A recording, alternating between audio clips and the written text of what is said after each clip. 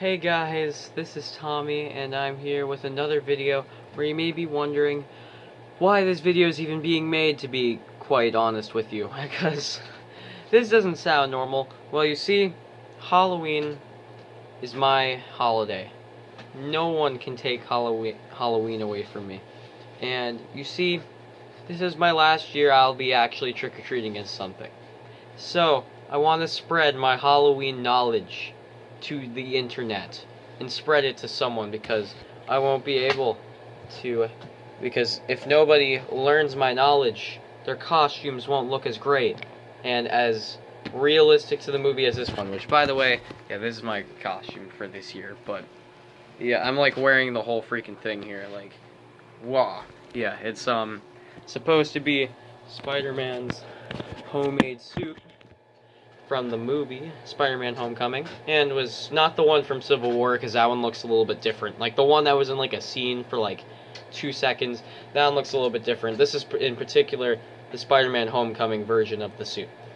But I gotta tell you guys, my main tips for having the most awesome looking Halloween costume and practical Halloween costume ever. Okay, so just number one, try to keep a budget for your costume. Like, if you're planning on wearing this thing for a really long amount of time, then go whatever. You can go high for it. Like, if you're using it a lot, well then you can get at least like $200, $300 for it. But if you're just wearing it to trick-or-treat like once, or to go to a costume party once, don't spend that much on it. Like, at most, do $100. This costume, like the one that I'm wearing right now, is $100, and it probably about $100. I didn't buy it as a costume. I bought it in like separate pieces and put it all together, but that's probably about as much as it costs. But yeah, that's definitely thing number one about it. Always do a budget for your costumes. And number two, make sure that your character is recognizable for more people than just trick-or-treaters. Like, example, 2 years ago, or not 2 years ago, 3 years ago, holy crap, 3 years ago, I was Jeff the Killer for Halloween, as in, like, the guy from Creepypasta. Everyone either thought I was a ghost or a really bad interpretation of the Joker. So, don't do characters that nobody knows, because otherwise, no one will know who you are.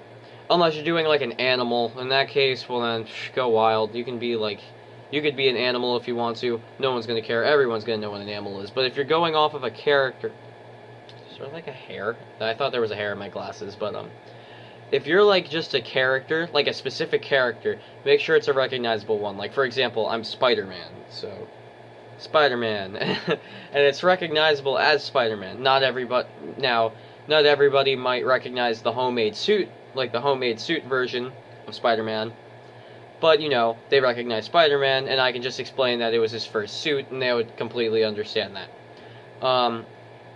Third, make your costume make sure your costume is functional for things other than it being your Halloween costume. Like, for example, I could wear this hoodie again. Like, this hoodie, you know, it has the sleeves built into it as a separate, like, they're not two things. I could actually wear this as a hoodie, and I can wear these gloves for when I bike, and, you know, I can wear these pants. These are, like, you know, pajama pants. I could wear these. I'm gonna wear these as pajamas. I've been wearing them as pajamas. And then the socks, I can wear these socks, and the shoe right here, well, those are water shoes, so I can just wear them whenever I need water shoes, which isn't that often, but, you know, I can still use them. And the only thing I won't use often is the web shooters and the mask, which is right here. And also, next thing, so besides it being functional and recognizable characters, also make sure that you can pull off the character's look really well. Like, if you can't pull off the character's look, like, to a T easily within your budgeted amount of what you want for your costume to be, don't do it. Pick another one. You could probably find one that you can do better. Sorry, there's like a piece of like hot glue It's coming out. Oh yeah, I've needed to repair these web shooters a lot because they fall apart. Like if you look, you see that over there? Yeah, I gotta repair that. But they fall apart a lot. So also try to make your own stuff if you can. Like I made the gloves. Like all I did was I just got a pair of red bike gloves, and I looked at a photo of like the official like Hot Toys Spider-Man homemade suit collectible figure, and I modeled how the glove on the hands works. Like this web here, how there's this web right at the finger and the one that goes the other way. And I even drew in the black ends on the tips of the gloves so that it looked accurate enough for it. And I need to touch up this too because we washed it and it turned out looking red, like it started to fade instead of it being black. And I'm not sure if you can really tell on camera, but I'm going to get like a Sharpie and, you know, touch up all the little lines and stuff and make it look all nice. Also, when you make your costume practical, make sure you can breathe. Like, for example, like, hold up a second. I know I can't wear my glasses when I put this mask on, but for example, when, I used to put this mask on, I used to not be able to breathe all that much. Wow, speaking looks really weird. Holy crap. You can, like, actually see my mouth moving.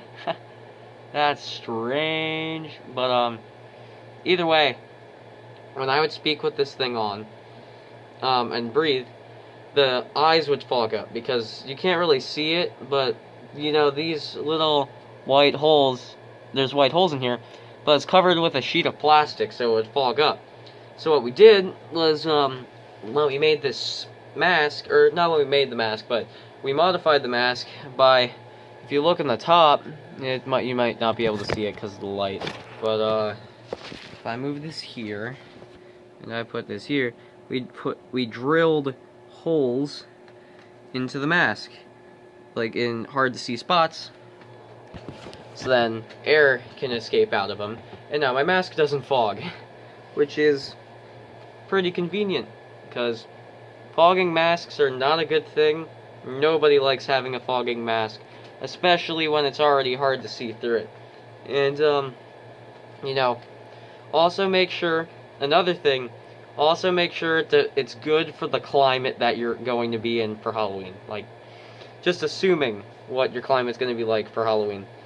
Like, for example, you know, like if you're trick-or-treating, right? And you're in California, you're not going to want to wear a full hoodie and a shirt underneath, a mask, and, like, you know, pants, and, like, socks, and a lot of warm stuff, okay? You're going to want to be like a character like Dipper Pines from Gravity Falls. That's a good one. Because, you know, he wears shorts. Or like Finn the Human from Adventure Time, because he wears shorts. But, like, if you're doing it up in Minnesota, you might want to be Sans from Undertale or something. Or, well, that's not really a good example for recognizable. Well, neither is Dipper Pines, but you know what I mean. Basically, someone warm, like Marty McFly. That's a good one. Everyone would know who Marty McFly is if you do Marty McFly from Back to the Future. But, like, yeah, do that. And also, if you can, if it's a character that has two parts in them, like you know, like two people are really in for the look. Like when I did Marty McFly, a friend did Doc Brown. Like if there's a costume where you can do two people, do it. Because it will turn out so much cooler with having two people in the costume for it. And, yeah, also, make sure your costume, again, decently breathable, which is what was intended for that. Sorry, this isn't organized, like, whatsoever. I'm just passing my Halloween knowledge on to you right here. Believe that's it. I don't really have much Halloween knowledge to tell. I only have about 10 minutes to tell you. So, well, either way, I hope you like this video. I hope this knowledge helped you in any way, because I don't know why you'd be watching it if it wouldn't have helped you, unless you're a subscriber and you want to see what I did.